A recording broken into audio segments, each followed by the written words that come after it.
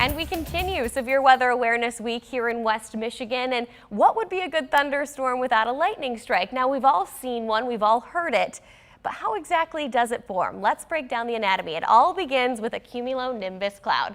That's just a fancy way of saying a thunderstorm cloud. And typically a cloud has a mixture of both protons and electrons. That's positive and negative charges. But when we start to see the mixing of an updraft and a downdraft, that's the wind circling up into the thunderstorm and down out of the thunderstorm as rain, we get a separation of charges, and those positive charges go all the way to the top of the cloud and the negative charges sink to the bottom of the cloud. What happens is when we get this buildup of negative charges at the surface, we know that opposites attract. So the positive charges at the surface of the ground start to build up on taller objects. That causes a lightning strike to eventually form, because when opposites attract, that friction eventually becomes enough that in this case, a lightning strike will happen. And here you see the lightning strike is often going to travel up whatever the tallest object is on the surface. So that's why they say if you're stuck in a lightning storm to lay flat on the ground and do not go near things like a tree or a tall building.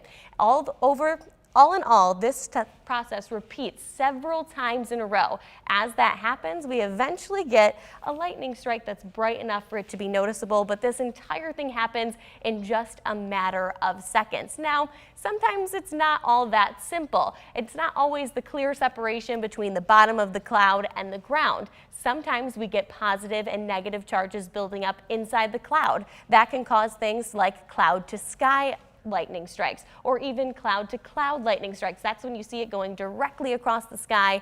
And then of course there's the most common one, which is cloud to ground lightning.